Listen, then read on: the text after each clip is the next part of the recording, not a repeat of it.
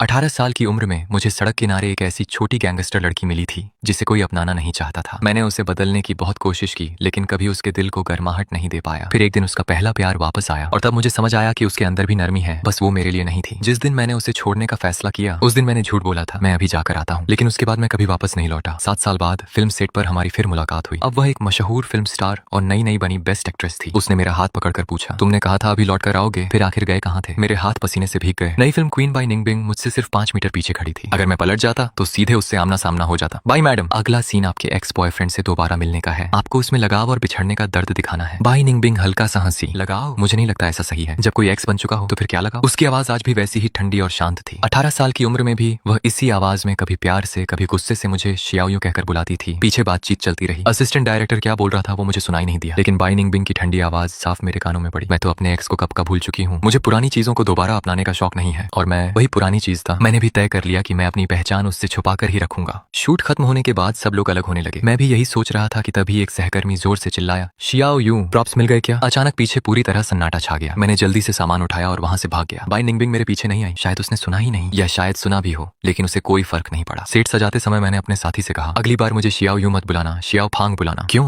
शियाओयू तो अच्छा नाम है, शियाओ फांग ज्यादा प्रोफेशनल लगता है। वह हंस पड़ा और मेरी बात मान ली। ये मेरी असिस्टेंट डायरेक्टर के तौर पर पहली फिल्म थी। शूट शुरू होने से पहले ही मुझे पता था कि फिल्म की हीरोइन बाय निंगबिंग है। वह फिल्मी परिवार से थी, आधी इंडस्ट्री के संसाधन उसके पास थे और सबसे बड़ी बात, उसकी एक्टिंग भी शानदार थी। सिर्फ 25 साल की उम्र में उसने बेस्ट एक्ट्रेस का अवार्ड जीत लिया था और दुर्भाग्य से मैं उसका पहला प्यार था। मैंने बहुत सोचा था कि यह काम करूं या नहीं, लेकिन इतनी अच्छी नौकरी छोड़ना भी नहीं चाहता था। आखिरकार मैं आ गया, लेकिन मन ही मन मैंने कसम खाई, उसे कभी पता नहीं चलना चाहिए कि मैं यहाँ हूँ, वरना मेरी जिंदगी खत्म हो जाएगी। क्योंकि 7 साल पहले हमारा ब्रेकअप बहुत बुरा हुआ था। मैंने उसे एक चिट्ठी लिखी थी, मुझे पहले से पता था कि तुम किसी बड़े फिल्मी परिवार से हो। मैं सिर्फ तुम्हारे घर की खबरें निकालने के लिए तुम्हारे करीब आया था। वैसे भी मुझे तुम्हारे जैसी गैंगस्टर लड़कियां पसंद नहीं है, मुझे तो नरम और शांत लड़कियां पसंद है। अब आगे कभी मत मिलना। चिट्ठी में जितना बेपरवाह बनने की कोशिश की थी, असल में मैं उतना ही टूटा हुआ था। मुझे नहीं पता बाय निंगबिंग ने वो चिट्ठी पढ़कर क्या महसूस किया होगा, लेकिन वह ऐसी इंसान थी जो बदला लेना नहीं भूलती थी। अगर उसने मुझे पहचान लिया तो शायद मेरा करियर खत्म हो जाता। असल जिंदगी में वह टीवी से भी ज्यादा खूबसूरत थी। उसकी जीन ही कमाल की है। अरे उसके माता पिता कौन है ये मत भूलो, दोनों कभी फिल्म इंडस्ट्री के सुपरस्टार थे। वैसे मुझे तो बाय निंगबिंग का शांत और सभ्य स्वभाव पसंद है। वो स्कूल में जरूर सबसे लोकप्रिय लड़की रही होगी। मैं लगभग खांस पड़ा। बाय निंगबिंग और शांत सभ्य, बिल्कुल गलत। वह सिर्फ स्कूल की सबसे मशहूर लड़की नहीं थी, बल्कि ऐसी दबंग लड़की थी जिससे सब डरते थे। आज भी मुझे उससे पहली मुलाकात याद है। मूसलाधार बारिश हो रही थी, सड़क पर लोग जल्दी जल्दी भाग रहे थे, लेकिन वह सड़क किनारे ऐसे बैठी थी जैसे उसमें जान ही न हो। जब मैं उसके पास पहुंचा तब उसने धीरे से सिर उठाया। उसकी आवाज बेहद रूखी थी, दफा हो जाओ। लेकिन मैं वहां से नहीं गया। मैंने चुपचाप अपनी छतरी उसके सिर के ऊपर कर दी। यहीं से मेरी और बाय निंगबिंग की कहानी शुरू हुई। मैंने सिर झटका और पुरानी यादों को दिमाग से बाहर निकालने की कोशिश की। फिल्म सेट बहुत शोरगुल वाला था, इसलिए मैं सीढ़ियों के पास जाकर बैठ गया। लेकिन जैसे ही मैंने दरवाजा खोला मैंने देखा बाय निंगबिंग अंधेरे में खड़ी थी। वो ठंडी नजरों से मुझे देख रही थी। ये बिल्कुल वैसा ही था जैसे कई साल पहले जब सीढ़ियों वाला कमरा अंधेरा और शांत हुआ करता था। मैंने सिर झुकाया और वापस जाने लगा। तभी उसने मुझे रोक लिया। क्या काम करते हो? डायरेक्टर का असिस्टेंट हूँ। अभी अभी ग्रेजुएट होकर भी डायरेक्टर झांग के साथ काम मिल गया। काफी टैलेंटेड हो। धन्यवाद बाय मैडम। तुम्हारी उम्र कितनी है? 25। वो हल्के से हंसी और आलस भरे अंदाज में बोली, हम दोनों की उम्र तो बराबर है, फिर भी तुम मुझे मैडम बुला रहे हो। असिस्टेंट डायरेक्टर भी आपको बाय मैडम कहते हैं और उनकी उम्र तो 43 साल है। फिर से बुलाओ। मैंने मजबूरी में कहा बाय मैडम। अंधेरे में मैं उसका चेहरा साफ नहीं देख पा रहा था, लेकिन ऐसा लगा जैसे उसके होंठों पर हल्की मुस्कान आई हो। एक ऐसी मुस्कान जिसमें बिल्कुल भी गर्माहट नहीं थी। मुझे अंदर से डर लगने लगा। फिर भी मैं खुद को तसल्ली दे रहा था, वह मुझे पहचान नहीं पाएगी। 7 साल पहले के मुकाबले मैं पूरी तरह बदल चुका था। पहले मैं दुबला पतला और कमजोर दिखता था, अब लोग मुझे अच्छा दिखने वाला लड़का कहते थे। यहाँ तक कि घर के रिश्तेदार भी मुझे तुरंत नहीं पहचान पाते थे। और अभी तो चारों तरफ अंधेरा था। बाय मैडम आप आराम कीजिए, मैं चलता हूँ। रुको। उसने फिर मुझे आवाज दी, तुम्हारा नाम क्या है? फांग चेन। पहले कभी कोई और नाम इस्तेमाल किया है? नहीं। बाय निंगबिंग कुछ देर चुप रही। मेरे पूरे शरीर पर ठंडा पसीना आ गया। असल में मेरा पुराना नाम फांग चेन ही था, बाद में मैंने बदलकर फांग शियाओयू रख लिया था। मैंने उससे पहले झूठ बोला था और अब फिर एक और झूठ बोल रहा था, शायद इससे हिसाब बराबर हो जाए। 11वीं की गर्मियों की छुट्टियों में मुझे बाय निंगबिंग सड़क किनारे मिली थी। उसने कहा था कि उसका कोई घर नहीं है, कोई परिवार नहीं है, और मैंने उसकी बात पर विश्वास कर लिया। मुझे लगा वो भी मेरी तरह अकेली और बेसहारा है। जब मैं छोटा था मेरे माँ बाप का तलाक हो गया था। दोनों ने दूसरी शादी कर ली और अपने अपने नए बच्चों में व्यस्त हो गए। किसी ने मुझे अपने साथ नहीं रखा। मैं अपनी मौसी के घर के बेसमेंट में पला बड़ा। मैं बचपन से बहुत शांत और आज्ञाकारी था, क्योंकि ऐसा रहने पर कम से कम खाना तो मिल जाता था। मैं और बाय निंगबिंग बिल्कुल अलग इंसान थे। मैं शांत, शर्मीला और सिर्फ पढ़ाई में डूबा रहने वाला लड़का था। 11वीं में हम दोनों एक ही क्लास में आए। किसी को नहीं पता था कि उसका परिवार कौन है, यहाँ तक कि अफवाहें थीं कि उसके माँ बाप नहीं है और वह बेघर है। स्कूल में हम दोनों अजनबियों की तरह रहते थे, लेकिन किसी को ये नहीं पता था कि हर रात बाय निंगबिंग बेसमेंट की खिड़की पर दस्तक देती थी। मैं उसके लिए फर्श पर थोड़ी जगह खाली कर देता, जहाँ वह चादर बिछाकर सो जाती, और सुबह मौसी के उठने से पहले ही वह चुपचाप चली जाती, जैसे कभी आई ही ना हो। बाय निंगबिंग अक्सर क्लास बंक करती थी और हमेशा चोटिल रहती थी। जब भी मैं उसकी चोटों पर दवाई लगाता वह दर्द से कहती, फांग शियाओयू थोड़ा धीरे नहीं कर सकते? मुझे सिर्फ शियाओयू बुलाओ। ठीक है शियाओयू, थोड़ा धीरे। शियाओयू मेरा बचपन का नाम था जो मेरी दिवंगत नानी ने रखा था। मुझे यह नाम हमेशा ज्यादा पसंद था क्योंकि बाय निंगबिंग निंगबिंग हर रात मेरे पास आकर सोती थी, इसलिए मुझे लगने लगा था कि वह मुझसे भी ज्यादा दुखी है। धीरे धीरे मुझे एक और गलतफहमी हो गई। एक बार मैं किताब लाना भूल गया था और टीचर मुझे डांट रही थी। तभी बाई निंगबिंग क्लास की आखिरी सीट से उठकर आई और अपनी किताब मेरे डेस्क पर फेंक दी। हालांकि मैं लड़का था, लेकिन मेरी ग्रोथ देर से हुई थी, इसलिए मैं दूसरों से छोटा दिखता था। दूसरी क्लास के लड़के अक्सर मुझे परेशान करते थे। जब भी मैं चुपचाप अपमान सहता रहता, बाई निंगबिंग मेरे सामने आकर खड़ी हो जाती। वह कहती, ये मेरे प्रोटेक्शन में है। मुझे लगा था कि हम दोनों एक दूसरे को समझते हैं, लेकिन बाद में एहसास हुआ ऐसा कुछ भी नहीं था। बाई निंगबिंग किसी अमीर फिल्मी परिवार की बेटी थी। उसके घर में आलीशान बंगले और महंगी स्पोर्ट्स कारें थीं। उसका एक जूता भी मेरे पूरे सीजन के कपड़ों से ज्यादा महंगा था। असल में वह तो बस अपने परिवार को चिढ़ाने के लिए मेरे साथ रहती थी। मुझे ये सच कब पता चला? शायद उसी दिन जब लू जिंगनियन उसकी जिंदगी में आया। तभी मेरी सोच अचानक टूटी। मैं वापस फिल्म सेट पर पहुंचा तो किसी ने मेरे हाथ में एक मिल्क टी थमा दी। लू जिंगनियन फिर से शूटिंग सेट पर आया था। इस बार भी वह सबके लिए मिल्क टी लेकर आया। देखो तो सही, इतना अमीर और हैंडसम लड़का जब फिल्म क्वीन के साथ खड़ा होता है तो दोनों कितने परफेक्ट लगते हैं। मैंने भी बाकी लोगों की तरह दूर खड़े उन दोनों को देखा। बाई निंगबिंग हल्का सा सिर झुकाकर लू जिंगनियन की बातें सुन रही थी। वह दृश्य इतना खूबसूरत था कि नजर हटाना मुश्किल था। तभी अचानक ऐसा लगा जैसे बाई निंगबिंग को एहसास हो गया हो और उसने मेरी तरफ देखा। मैं तुरंत सिर झुकाकर दूसरी तरफ देखने लगा। जब दोबारा नजर उठाई तो वह मुझे नहीं देख रही थी। मानो अभी जो हुआ वो सिर्फ मेरा भ्रम था। निंगबिंग, शूट खत्म होने के बाद मेरे साथ पेरिस चलोगी फैशन शो देखने? उसकी आवाज आज भी बिल्कुल वैसी ही थी जैसी 7 साल पहले थी। मैं अनायास ही पुरानी यादों में खो गया। स्कूल के दिनों में मैं और बाई निंगबिंग सिर्फ अच्छे सहपाठी थे। फिर बोर्ड परीक्षा खत्म होने वाली गर्मियों में हम दोनों रिलेशनशिप में आ गए। बाई निंगबिंग कभी बहुत प्यार जताने वाली लड़की नहीं थी, लेकिन वह मुझे ठुकराती भी नहीं थी। बस उसके मुंह से कभी मीठी बातें नहीं निकलती थी। फिर भी कुछ मामलों में वह अच्छी गर्लफ्रेंड थी। वो मेरा बहुत ध्यान रखती थी और हमेशा मेरी इज्जत करती थी, लेकिन उसने मुझे कभी अपने दोस्तों से नहीं मिलवाया। एक बार मैं उसे सरप्राइज देने के लिए बिलियर्ड्स क्लब पहुंचा, लेकिन मुझे देखकर उसका चेहरा उतर गया। वह चिढ़कर बोली, आगे से यहाँ मत आना। तब मैंने ज्यादा ध्यान नहीं दिया। मुझे लगा शायद उसका स्वभाव ही ऐसा है। लेकिन फिर लू जिंगनियन आया, महंगे सूट में, परफेक्ट हेयर स्टाइल के साथ। वह जैसे रोशनी बनकर मेरी दुनिया में घुस आया। निंगबिंग, तुम यहाँ क्या कर रही हो? मैं अभी नई फरारी लेकर आया हूँ, क्या मेरे साथ ड्राइव पर चलोगी? फरारी शब्द सुनकर ही मुझे झटका लग गया। लू जिंगनियन ने मेरी हैरान आंखों को देखा और पूछा, निंगबिंग ये कौन है? मैंने जवाब दिया, हेलो, मैं बाई निंगबिंग का बॉयफ्रेंड हूँ। वह हंस पड़ा, क्या मजाक कर रहे हो? निंगबिंग तुम्हें कैसे पसंद कर सकती है? उसका असली होने वाला बॉयफ्रेंड तो मैं हूँ। हम दोनों परिवारों के बीच शादी की बात पहले से तय है। किसने कहा? बाई निंगबिंग का चेहरा तुरंत सख्त हो गया। उसने लू जिंगनियन को धक्का देकर बाहर किया और ठंडे स्वर में बोली, उस शादी के लिए मैंने कभी हाँ नहीं की, लेकिन उसकी सफाई बहुत कमजोर थी। बाद में बाई निंगबिंग के माता पिता मुझसे मिलने आए। तभी मुझे पता चला कि वह सिर्फ किसी अमीर परिवार की बेटी नहीं थी, बल्कि पूरे फिल्म इंडस्ट्री के सबसे ताकतवर परिवारों में से एक थी। उसका परिवार मनोरंजन जगत का बड़ा हिस्सा कंट्रोल करता था। बाई निंगबिंग की अपने माता पिता से नहीं बनती थी। जानबूझकर उसने महंगे प्राइवेट स्कूल छोड़कर साधारण स्कूल में दाखिला लिया था। वह घर भी नहीं लौटती थी। उसके माता पिता हमेशा काम में व्यस्त रहते थे, इसलिए उन्हें अंदाजा तक नहीं था कि उनकी बेटी कैसी जिंदगी जी रही है। उस दिन की बातचीत के आखिर में उसके पिता ने मुझसे कहा, फांग शियाओयू, शायद तुम नहीं जानते, निंगबिंग बहुत जिद्दी लड़की है। वह तुम्हारे साथ सिर्फ हमें परेशान करने के लिए है। वह सच में तुमसे प्यार नहीं करती। उसने पहले भी कई बार ऐसा किया है। अगर यकीन न हो तो जरा ध्यान से देखना कि वह जिंगनियन के साथ कैसा व्यवहार करती है। असल में जिसे वो पसंद करती है वो जिंगनियन है। बस उसे खुद अभी अपनी भावनाओं का एहसास नहीं हुआ। फिर उन्होंने मेरी तरफ देखकर कहा, तुम और हम लोग अलग दुनिया के इंसान हैं। बाद में मुझे एहसास हुआ कि उसके पिता झूठ नहीं बोल रहे थे। बाई निंगबिंग मुंह से चाहे जितना कहे कि उसे लू जिंगनियन पसंद नहीं, लेकिन उसके साथ उसका व्यवहार हमेशा बहुत नरम रहता था। एक बार लू जिंगनियन मेरा मजाक उड़ा रहा था कि मैं गरीब हूँ। तभी बाई निंगबिंग वहां आ गई और अगले ही पल लू जिंगनियन ने मासूम चेहरा बनाकर कहा, निंगबिंग, अभी फांग शियाओयू मुझे मारने वाला था। बाई निंगबिंग ने तुरंत मेरी तरफ देखा, फांग शियाओयू, मैंने कहा था ना, उसे परेशान मत किया करो। उसी पल मुझे सब समझ आ गया। बाई निंगबिंग पत्थर दिल नहीं थी, बस उसका दिल मेरे लिए नहीं धड़कता था। अगस्त के आखिर में मैंने उसके माता पिता की शर्त मान ली। उनकी मदद से मुझे विदेश में पढ़ाई करने का मौका मिला। मेरे जैसे इंसान के लिए ये शायद जिंदगी का इकलौता मौका था। जिस दिन मैं जा रहा था मैंने बाई निंगबिंग से कहा, मुझे चॉकलेट खाने का मन कर रहा है। वह आदतन अपना बटुआ निकालते हुए बोली, सबसे महंगी वाली खरीदना। मैंने सिर हिलाया, नहीं, इस बार मैं खुद खरीदूंगा, मैं अभी जाकर आता हूँ। उसने बिना शक किए जवाब दिया, ठीक है, मैं इंतजार करूंगी। लेकिन उसके बाद मैं कभी वापस नहीं लौटा और उसके माता पिता की इच्छा के मुताबिक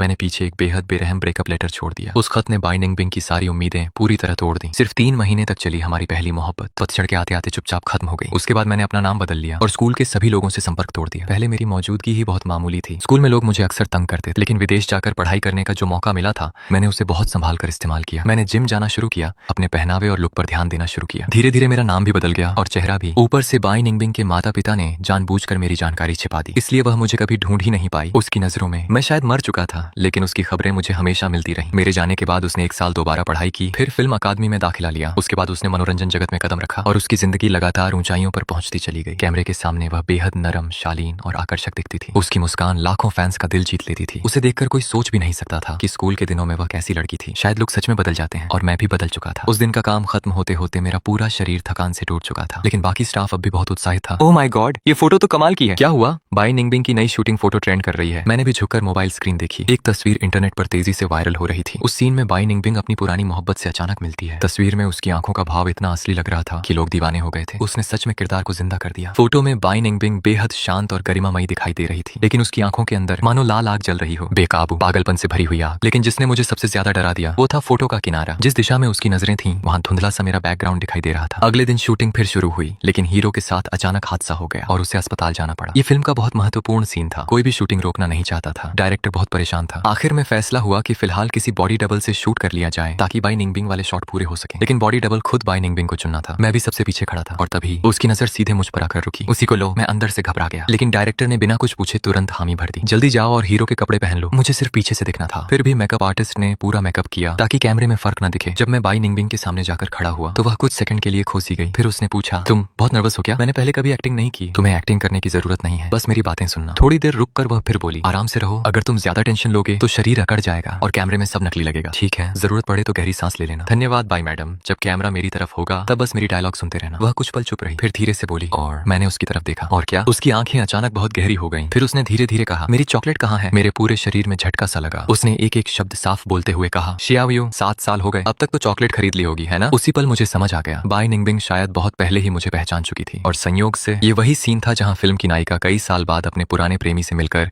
उससे अपने दिल की बात कहती है। कुछ पलों के लिए मुझे सच में लगा कि वह डायलॉग नहीं बल्कि मुझसे अपने दिल की बात कह रही है। लेकिन ऐसा कैसे हो सकता था? असल जिंदगी में बाई निंगबिंग ने कभी मुझसे प्यार भरी बातें नहीं की थी। शूट खत्म होने के बाद डायरेक्टर ने मेरी पीठ थपथपाई। शियाओफांग, तुम में एक्टिंग का टैलेंट है। अभी तुम्हारी आंखों का एक्सप्रेशन बहुत परफेक्ट था। मैं मन ही मन हंस पड़ा। क्या ये हो सकता है कि हम दोनों सिर्फ एक्टिंग नहीं कर रहे थे बल्कि सच में वही महसूस कर रहे थे? उसके बाद के कई सीनों में बाई निंगबिंग ने खुद मेरा नाम लेकर मुझे बुलाया। अब मेरा सिर दर्द से फटने लगा था। बाई निंगबिंग जैसी बड़ी स्टार से कोई टकराना नहीं चाहता था। ये साफ लग रहा था कि वह जानबूझकर मुझे अपने आसपास रख रही है और मुझे लगने लगा था शायद यह उसकी बदला लेने की शुरुआत थी। कुछ ही समय में मुझे असिस्टेंट से सीधे प्रमोशन देकर असिस्टेंट डायरेक्टर बना दिया गया, और वह भी बाई निंगबिंग का पर्सनल असिस्टेंट डायरेक्टर। अब मेरी जिंदगी ऐसी हो गई थी कि दिन के 18 घंटे मुझे उसी के आसपास घूमना पड़ता था। लेकिन मैं सिर्फ असिस्टेंट डायरेक्टर का काम नहीं कर रहा था। कभी सेट पर भारी सामान उठाना पड़ता तो कभी दूसरी भागदौड़ करनी पड़ती। एक दिन मैं भारी प्रॉप उठाने ही वाला था कि अचानक बाई निंगबिंग ने मेरी बाजू पकड़ ली। जाकर मेरे लिए मिल्क टी लेकर आओ। सिर्फ मिल्क टी ही नहीं, उसने ढेर सारे स्नैक्स भी मंगवाए। हालांकि सब कुछ ऑनलाइन डिलीवर हो सकता था, लेकिन वह जिद करके मुझे ही बाहर भेज दी। सच कहूं तो बाकी स्टाफ मुझसे जलने लगा था क्योंकि मैं ऑफिस के पैसे पर बाहर घुमाता था। लेकिन मजेदार बात यह थी कि जब मैं सब कुछ खरीद कर वापस आता तो बाई निंगबिंग का खाने का मन ही बदल चुका होता। एक हफ्ता उसकी इस तरह सेवा करते करते मेरा वजन तक बढ़ गया। धीरे धीरे बाकी लोग भी हैरान होने लगे। क्या वह जानबूझकर तुम्हें खाना खिलाती है? नहीं यार, ऐसा कुछ नहीं, लेकिन वह तुम्हें बहुत छूट देती है। बाई निंगबिंग बहुत सख्त इंसान है। इस फिल्म में उसकी कंपनी का भी पैसा लगा है। उसने पहले वाले कई असिस्टेंट डायरेक्टरों को खूब डांटा था, लेकिन तुम्हें उसने कभी कुछ नहीं कहा। मैं तुरंत बोला, ऐसी कोई बात नहीं है। वो मुझे परेशान करने का कोई मौका नहीं छोड़ती। लेकिन सेट पर फैल रही ये बातें आखिरकार लू जिंगनियन के कानों तक पहुंच गईं। वह तुरंत सेट पर आया और मुझे घूरते हुए बोला, तो तुम ही निंगबिंग के नए असिस्टेंट हो? मैंने उसे तुरंत सुधारा, असिस्टेंट नहीं, असिस्टेंट डायरेक्टर। वह हल्का सा हंसा, इतनी कम उम्र में तुम ये काम ठीक से कर लोगे? मैंने शांत स्वर में जवाब दिया, जिंग साहब, किसी को चेहरे से मत आंकिए। वह काफी देर तक मुझे घूरता रहा, फिर अचानक बोला, क्या हम पहले कहीं मिले हैं? शायद आपको गलतफहमी हुई है। और मुझे अमीर लोगों से पुरानी बातें करने में कोई दिलचस्पी नहीं। मैं फिर से अपने काम में लग गया। लू जिंगनियन ने ठंडी आवाज में कहा, मैं तुम जैसे लोगों को बहुत अच्छी तरह जानता हूँ, सिर्फ इसलिए कि निंगबिंग तुम्हें महत्व दे रही है। तुम्हें यह मत लगने लगे कि तुम ऊपर चढ़ सकते हो। अपनी औकात में रहना सीखो, वरना बाद में पछताने का समय भी नहीं मिलेगा। मैंने भौहें सिकोड़ ली। आप कहना क्या चाहते हैं? वह मुस्कुराया, तुम निंगबिंग के पुराने बॉयफ्रेंड जैसे लगते हो। यह कहकर वह मेरे चेहरे का भाव पड़ने लगा। उसे उम्मीद थी कि मैं चौंक जाऊंगा या दुखी हो जाऊंगा, लेकिन मैं सिर्फ हैरानी से उसे देखने लगा। लू जिंगनियन कुछ पल चुप रहा, फिर बोला, निंगबिंग तुम्हें इसलिए पास रखती है क्योंकि तुम उसके एक्स जैसे दिखते हो। वह तुम्हें सिर्फ उसका विकल्प समझती है। इसका मतलब यह नहीं कि वह तुम्हें पसंद करती है। असल में वह उस आदमी से नफरत करती है। मैंने धीरे से अपना काम नीचे रखा और उसकी तरफ देखकर मुस्कुराया। अगर वह सच में उससे नफरत करती है तो फिर उसकी जगह किसी और को क्यों ढूंढ रही है? ये बात थोड़ी विरोधाभासी नहीं लगती? लू जिंगनियन तुरंत चुप हो गया। वो बिना जवाब दिए वहां से चला गया। लेकिन उसके जाने के बाद मेरा दिल शांत नहीं हो पाया। शायद बाई निंगबिंग सच में मुझसे नफरत करती थी। उसी रात अचानक उसका मैसेज आया, मेरे लिए दवा लेकर आओ। मैं जानता था कि फिल्म की हीरोइन को नाराज नहीं कर सकता, इसलिए तुरंत दवा लेकर उसके कमरे में पहुंचा। मुझे लगा वह बस मुझे परेशान कर रही होगी, लेकिन इस बार वह सच में बीमार थी। उसके माथे पर पसीने की बड़ी बड़ी बूंदें थीं। मैं घबरा गया। क्या हुआ तुम्हें? पेट में बहुत दर्द हो रहा है। मैंने इधर उधर देखा। तुम्हारी असिस्टेंट कहाँ है? शहर गई है, अभी वापस नहीं आ सकती। मैं थोड़ा हैरान हुआ क्योंकि पहले उससे कभी पेट की बीमारी नहीं थी। तुम्हारे पेट को अचानक क्या हो गया? उसने आधी बंद आंखों से मुझे देखा। जिस साल मैंने दोबारा पढ़ाई की थी उस साल ठीक से खाना नहीं खाया। क्यों? क्योंकि मेरे लिए खाना बचाने वाला कोई नहीं था। उसकी बात सुनते ही मुझे पुराने दिन याद आ गए। जब वह रात में मेरे कमरे में आकर सोती थी तो मैं हमेशा उसके लिए खाना बचा कर रखता था, और जब मैं अपना होमवर्क खत्म करता तब तक वह चुपचाप सारा खाना खत्म कर चुकी होती। मैं हल्की मुस्कान रोक नहीं पाया। स्कूल की कैंटीन का खाना अब भी उतना ही खराब है क्या? वह चुप रही। उसकी वही पुरानी जिद्दी आदतें आज तक नहीं बदली थी। मैंने देखा कि टेबल पर ढेर सारा खाना रखा हुआ था। सब कुछ अभी भी गर्म था, अभी अभी आया है, लेकिन पेट दर्द की वजह से मैं खा नहीं सकती। फेंकना भी बेकार होगा, तुम खा लो। वह ऐसे बोली मानो बात बिल्कुल मामूली हो। वैसे भी रोज फिल्म सेट का बेस्वाद खाना खाते खाते मेरा मन भर गया है। अगर नहीं खाओगे तो सब फेंक देना। मैंने डिस्पोजेबल चॉपस्टिक तोड़ी और चुपचाप टेबल के पास बैठ गया। मैं बहुत शांति से खाना खा रहा था। कमरे में भी अजीब सी खामोशी थी। मुझे लगा बाई निंगबिंग सो गई होगी, लेकिन जैसे ही मैंने पलट कर देखा वो मुझे देख रही थी। बाई मैडम, अब मुझे फर्क नहीं पड़ता। मेरी इस बात ने उसका चेहरा कई दिनों तक खराब रखा, लेकिन मुझे परवाह नहीं थी। वैसे भी शूटिंग खत्म होने ही वाली थी, लेकिन शूटिंग खत्म होने से कुछ दिन पहले एक बड़ा हादसा हादसा हो गया। एक सीन नाव पर शूट हो रहा था, तेज हवा चल रही थी। साउंड रिकॉर्डिस्ट वॉशरूम गया हुआ था तो मैंने अस्थायी तौर पर उसकी जगह काम संभाल लिया। मैं जहाज के किनारे खड़ा होकर अपने से भी लंबा माइक्रोफोन पकड़े हुए था। हवा की वजह से मेरा संतुलन बिगड़ रहा था। अचानक एक बहुत तेज झोंका आया, मेरे पैर फिसल गए और मैं सीधे झील में गिर पड़ा। लेकिन मुझे तैरना नहीं आता था, सब कुछ अस्त व्यस्त हो गया। धुंधली चेतना में मैंने किसी की घबराई हुई आवाज सुनी, शियाओयू। अगले ही पल बाई निंगबिंग भी बिना सोचे झील में कूद गई। उसने मुझे कसकर पकड़ लिया, इतनी मजबूती से मानो अगर उसने छोड़ा तो मैं हमेशा के लिए खो जाऊंगा। उसके बाद मुझे कुछ याद नहीं। जब मेरी आंख खुली मैं एक अनजान कमरे में था। बेड के पास एक हाथ से लिखा नोट रखा था, ये मेरा घर है, शूटिंग लोकेशन से ज्यादा दूर नहीं। मैंने तुम्हारी छुट्टी करवा दी है, कुछ दिन आराम करो। अगर कपड़े बदलने हो तो ड्रेसिंग रूम में नए पुरुषों के कपड़े रखे हैं। कमरे को देखते ही समझ आ गया कि यह बाई निंगबिंग का घर है। फिल्म इंडस्ट्री के बहुत से कलाकार शूटिंग लोकेशन के पास घर रखते हैं और उसके पास भी था।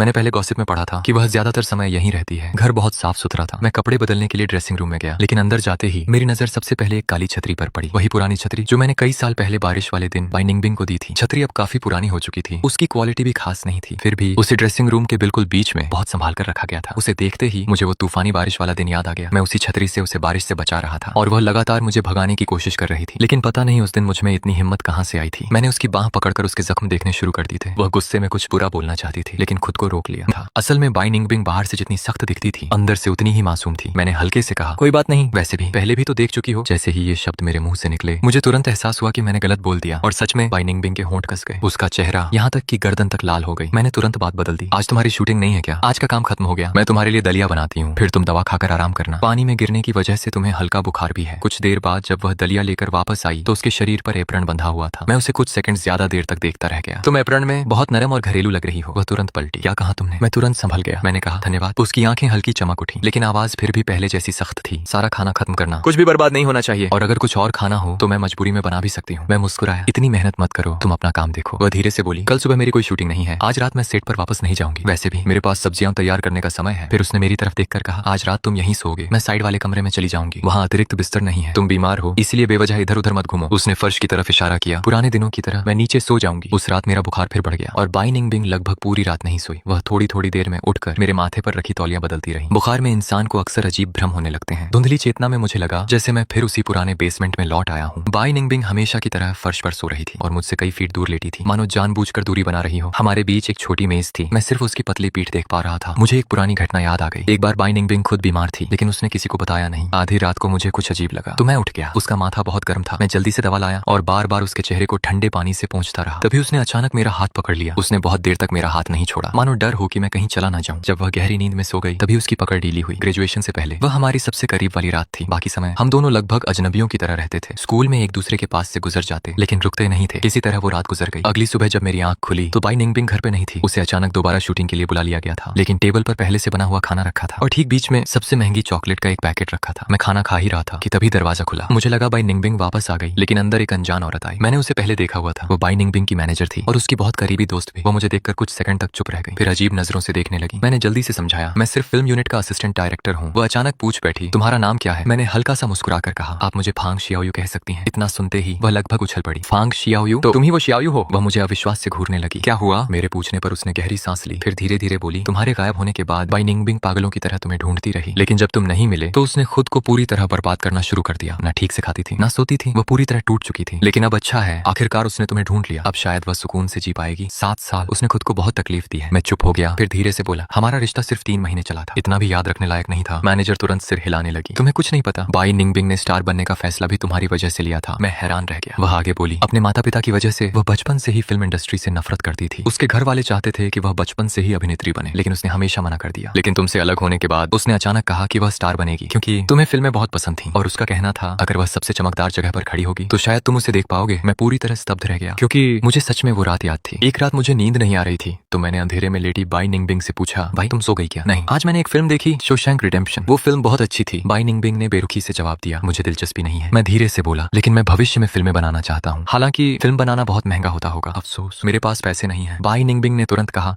फिल्म बनाना इतना भी महंगा नहीं होता। उस समय मुझे लगा उसे दुनिया की कोई समझ नहीं है, बस अजीब अजीब सपने देखती रहती है, इसलिए मैंने आगे बात नहीं बढ़ाई। लेकिन अब पता चला उसे वो सारी बातें आज भी याद थी। मैनेजर ने गहरी सांस लेते हुए कहा, सिर्फ 3 महीने और उसने तुम्हें पूरी जिंदगी के लिए दिल में बसा लिया। दोपहर में बाई निंगबिंग वापस घर लौटी। उसने मैनेजर को देखकर पूछा, तुम यहाँ क्या कर रही हो? मैनेजर मुस्कुराई, तुम्हारी शूटिंग खत्म होने वाली है, सोचा थोड़ी सफाई कर दूं। बाई निंगबिंग ने तुरंत कहा, जरूरत नहीं, तुम जा सकती हो। और हाँ, मैं कुछ समय आराम करना चाहती हूँ, अभी कोई नया काम मत लेना। मैनेजर हंस पड़ी, वाह, प्यार मिला नहीं कि दोस्ती भूल गई। याद है पहले जब तुम इसे ढूंढ नहीं पा रही थी तो मेरे सामने बैठकर रोती रहती थी। बाई निंगबिंग तुरंत शर्मिंदा होकर बोली, मेरे बॉयफ्रेंड के सामने ये सब मत बोलो। मैंने तुरंत सुधार किया, एक्स बॉयफ्रेंड, और वैसे भी तुमने खुद मुझसे कभी ब्रेकअप नहीं किया। बाई निंगबिंग तुरंत बोली, मैंने चिट्ठी छोड़ी थी। मैंने शांत आवाज में कहा, सिर्फ एक चिट्ठी, मैंने पढ़कर फेंक दी थी। मुझे कैसे पता चलता कि वो सच में तुम्हारी लिखी हुई थी। मैनेजर माहौल समझकर चुपचाप निकल गई। मैंने बाई निंगबिंग से पूछा, उस चिट्ठी में मैंने लिखा था कि मैं तुम्हारे परिवार की खबरें निकालना चाहता था, तुम्हें गुस्सा नहीं आया? बाई निंगबिंग फल धोते हुए बोली, तुम में इतनी हिम्मत ही नहीं थी, और वैसे भी अगर सच में कोई खबर फैलती तो मुझे पता चल जाता। मैं पूरी तरह चुप हो गया। फिर मैंने धीरे से कहा, ब्रेकअप के लिए सिर्फ एक इंसान का फैसला काफी होता है, चाहे तुम मानो या नहीं। हमारा रिश्ता बहुत पहले खत्म हो चुका है। ये सुनते ही बाई निंगबिंग का शरीर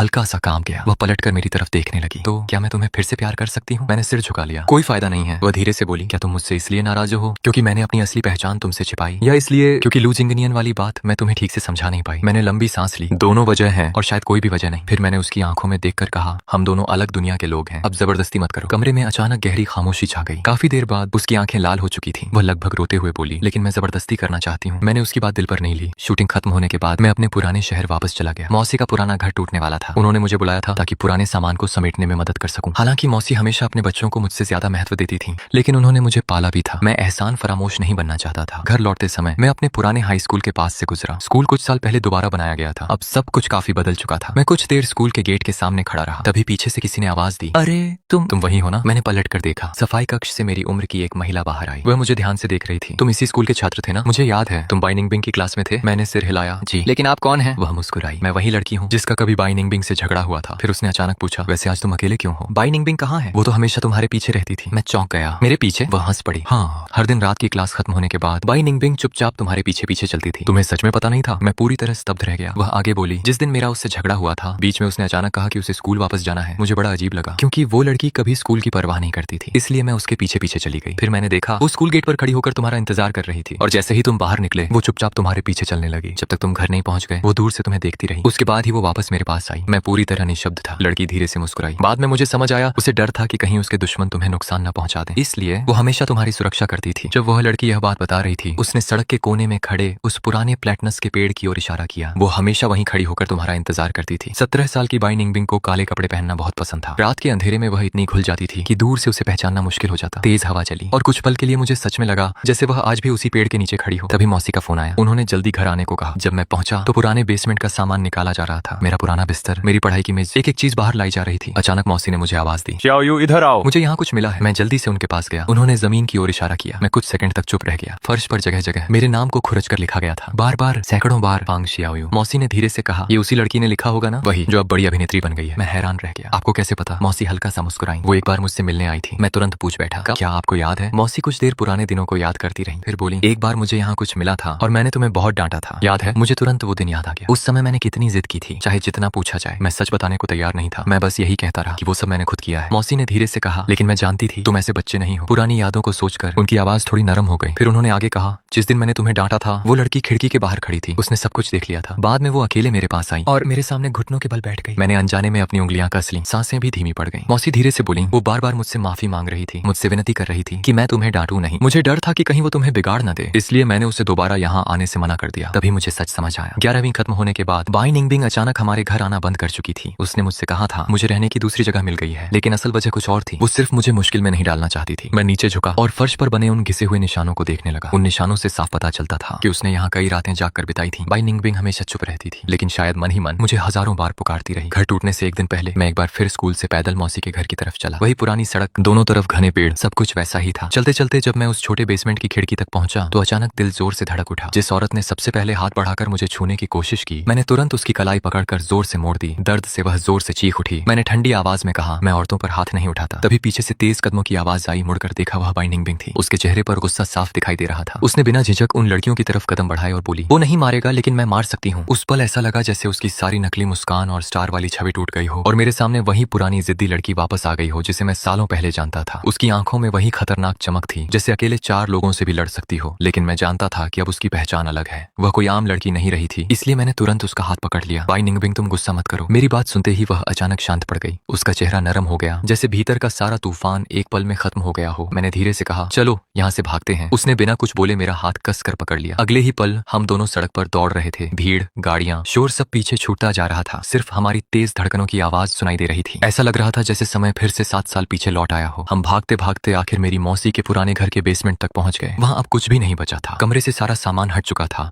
बिजली भी नहीं थी, सिर्फ खिड़की से आती हल्की चांदनी कमरे को रोशन कर रही थी। कुछ देर दोनों चुप रहे, फिर एक साथ बोल पड़े। मैं हल्का सा मुस्कुराया और बोला, पहले मैं बोलूंगा। तुम रोज मेरे पीछे पीछे घर तक आती थी ना? बाई निंगबिंग ने धीरे से सिर हिलाया। हाँ, क्योंकि मेरा स्वभाव खराब था। मैं बहुत लोगों से लड़ती थी। मुझे डर रहता था कि कहीं कोई तुम्हें नुकसान न पहुंचा दे। मैंने हैरानी से पूछा, तो तुमने कभी बताया क्यों नहीं? वह हल्का सा हंसी। तुम्हें बताकर क्या करती? तुम्हें बस पढ़ाई करनी थी, बाकी सब मैं संभाल लेती। मैंने फर्श पर उकेरे गए अपने नामों की तरफ इशारा किया। और ये? वह कुछ पल चुप रही, फिर धीमी आवाज में बोली, इसका मतलब था कि मैं तुम्हें पसंद करती थी। मैं स्तब्ध रह गया। लेकिन तुमने कभी कहा नहीं। उसने नजरें झुका ली। क्योंकि मुझे कभी प्यार जताना आया ही नहीं। बचपन से किसी ने मुझे सिखाया ही नहीं कि किसी से प्यार कैसे करते हैं। उसने बताया कि वह आईने के सामने खड़े होकर मैं तुमसे प्यार करती हूँ बोलने की प्रैक्टिस करती थी, लेकिन हर बार शर्म से रुक जाती थी। इसलिए उसने 1000 कागज की सारस चिड़ियां बनाई थी और हर एक के अंदर लिखा था, मैं तुम्हें पसंद करती हूँ। वह उन्हें मेरे जन्मदिन पर देना चाहती था, लेकिन उससे पहले ही मैं उसकी जिंदगी से गायब हो गया। कुछ देर बाद मैंने धीरे से पूछा, और लू जिंगनियन? उसने तुरंत सिर हिलाया। मैंने उसे कभी प्यार नहीं किया। फिर उसने बताया कि बचपन में जब उसे तेज बुखार आया था, तब वही सबसे पहले उसे अस्पताल लेकर गया था। डॉक्टर ने कहा था कि अगर थोड़ी देर और हो जाती तो उसकी जान भी जा सकती थी। उसी दिन उसने तय किया कि वह उसे अपने बड़े भाई की तरह मानेगी। मैं हमेशा उसे परिवार की तरह समझती रही, लेकिन उस गर्मियों में उसने मुझे धमकी दी थी। मैं चौंक गया। उसने भारी आवाज में कहा, उसने कहा था कि अगर मैं उसकी बात नहीं मानूंगी तो वो तुम्हारे खिलाफ मेरे माता पिता के कान भर देगा और वो लोग तुमसे नफरत करने लगेंगे। बाई निंगबिंग ने धीरे से कहा, अगर मेरे माता पिता तुमसे नाराज हो जाते तो वो चुपचाप तुम्हारी जिंदगी बर्बाद कर सकते थे। हो सकता था कि तुम्हें कॉलेज में दाखिला तक न मिलता। उसकी बात सुनकर मुझे सब समझ आ गया। मैंने धीमी आवाज में पूछा, इसलिए तुम हमेशा कहती थी कि मैं लू जिंगनियन से दूर रहूं? उसने सिर हिलाया। हाँ, उसने कहा था कि तुमने उसे फंसाने की कोशिश की, लेकिन मैंने उसकी एक भी बात पर विश्वास नहीं किया। मैं सिर्फ चाहती थी कि तुम्हारा उससे कोई संबंध ही ना रहे। तुम उससे बात तक मत करो, तभी तुम सुरक्षित रहोगे। यह कहते हुए उसकी आवाज धीमी पड़ गई। मुझे नहीं पता था कि मेरी बातों से तुम इतना गलत समझ जाओगे। तुम सीधे मुझसे पूछ भी सकते थे। मैं चुप हो गया। पुरानी बातें याद आते ही दिल अजीब सा भारी हो गया। फिर मेरे मन में अचानक एक सवाल उठा, क्या सिर्फ वही प्यार करना नहीं जानती थी? नहीं, मैं भी नहीं जानता था। बचपन में अपने ही माता पिता से बार बार ठुकराए जाने के बाद मैंने सवाल पूछना ही छोड़ दिया था। मेरी दुनिया में सिर्फ एक चीज मायने रखती थी, अच्छे नंबर लाना, अच्छा काम करना और लोगों से थोड़ी सी तारीफ पा लेना। क्योंकि मुझे हमेशा डर रहता था कि अगर मैं गलत निकला तो फिर से छोड़ दिया जाऊंगा। इसीलिए बाई निंगबिंग के सामने मैं अंदर ही अंदर टूटता रहा, लेकिन उससे कभी शिकायत नहीं कर पाया, न गुस्सा किया, न सवाल पूछा। प्यार करना नहीं आना, शायद यही हमारी सबसे बड़ी समानता थी। खिड़की से आती चांदनी कमरे में फैल रही थी। कुछ देर बाद मैंने धीरे से कहा, एक बात और है, मेरे विदेश जाने का खर्च तुम्हारे माता पिता ने उठाया था। वह हल्का सा मुस्कुराई। मुझे पहले से पता था। मैंने नजरें झुका ली। असल में मैं मना भी कर सकता था, लेकिन वो शायद मेरी जिंदगी का इकलौता मौका था। मैं थोड़ा स्वार्थी हो गया था। बाई निंगबिंग ने बहुत नरम आवाज में कहा, मैं समझती हूँ। फिर वह मेरी तरफ देखकर मुस्कुराई। शियाओयू, तुम बहुत अच्छे इंसान हो। कभी कभी थोड़ा स्वार्थी होना भी जरूरी होता है, वरना दुनिया तुम्हें चोट पहुंचाती रहेगी। मैंने माहौल हल्का करने की कोशिश की। अब मैं भी अपने करियर पर ध्यान दूंगा। कोई दिक्कत नहीं, मैं तुम्हारा साथ दूंगी। मैं हंस पड़ा। तुम एक मशहूर अभिनेत्री हो, तुम्हारा भविष्य इतना बड़ा है, फिर मेरे पीछे क्यों आना चाहती हो? वह मेरी आंखों में देखते हुए बोली, क्योंकि अभिनेत्री बनने की वजह भी तुम ही थे। मैं कुछ बोल नहीं पाया। वह धीरे से मुस्कुराई। हमारा रिश्ता सिर्फ 3 महीने चला था, लेकिन मेरा प्यार सिर्फ 3 महीने का नहीं था। गलतफहमियां दूर होने के अगले ही दिन बाई निंगबिंग ने सबके सामने हमारा रिश्ता स्वीकार कर लिया।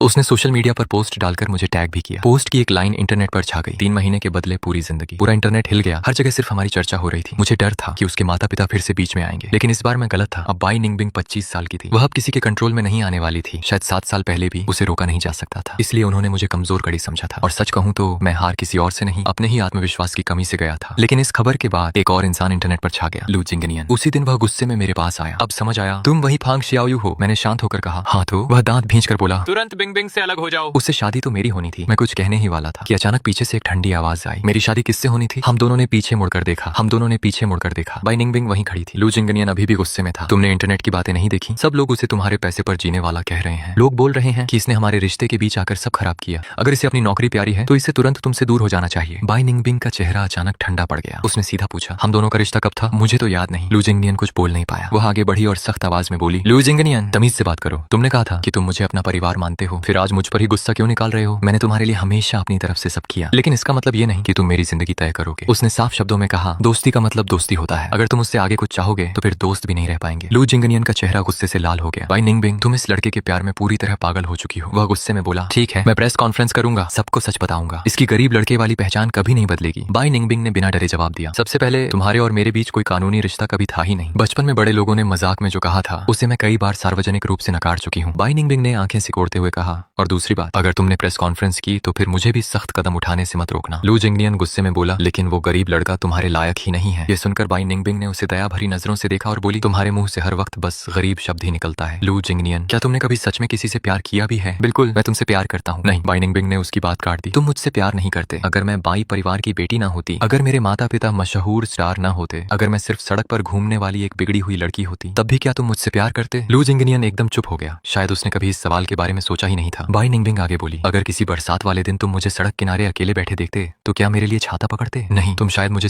समाज की खराब लड़की समझकर नफरत करते। उसकी आवाज अब धीमी लेकिन बेहद गंभीर थी। तुम्हें मेरी पहचान पसंद है, मैं नहीं। तुम तो यह बात भी स्वीकार नहीं कर पा रहे कि मैं कभी एक छोटी गुंडा लड़की थी। इतना कहकर बाई निंगबिंग मेरा हाथ पकड़कर वहां से चली गई। मैंने पीछे मुड़कर देखा तो लू जिंगनियन अब भी वहीं खड़ा था, जैसे उसकी दुनिया हिल गई हो। पता नहीं उसे हमारी बात समझ आई या नहीं, लेकिन एक हफ्ते बाद खबर मिली कि उसकी प्रेस कॉन्फ्रेंस तय समय पर होने वाली है। बाई निंगबिंग उसे रोक नहीं सकती थी, लेकिन उसने आने वाले हर हालात से निपटने की पूरी तैयारी कर ली थी। हालांकि प्रेस कॉन्फ्रेंस वैसी नहीं निकली जैसी सबने सोची थी। उस दिन लू जिंगनियन शानदार कपड़ों में कैमरों के सामने आया, लेकिन उसका चेहरा थका और बुझा हुआ लग रहा था। उसने माइक्रोफोन के सामने खड़े होकर कहा, आज मैं एक बात साफ करना चाहता हूँ, मेरा और बाई निंगबिंग का कोई शादी का रिश्ता नहीं है। पूरा हॉल हैरानी से भर गया। लोग तो किसी बड़े स्कैंडल की उम्मीद लेकर आए थे, जैसे कि फिल्म स्टार का अफेयर या धोखा। लेकिन लू जिंगनियन ने शांत आवाज में कहा, मैं और बाई निंगबिंग बचपन से साथ बड़े हुए हैं, क्योंकि हमारे परिवारों का आपस में बिजनेस संबंध था। उसने हमेशा मुझे बड़े भाई की तरह माना और मैंने भी उसे सिर्फ छोटी बहन समझा। जहाँ तक शादी की बात है, वो सिर्फ परिवार वालों का मजाक था। हमने कभी उसे स्वीकार नहीं किया। उसने आगे कहा, मैंने कभी बाई निंगबिंग से प्यार नहीं किया और न ही उसने मुझसे। पूरा हॉल एकदम शांत हो गया। फिर उसने गहरी सांस लेकर कहा, मैं उम्मीद करता हूँ कि लोग अब झूठी अफवाहें फैलाना बंद करेंगे। कुछ सेकंड रुकने के बाद उसने मेरा नाम लिया और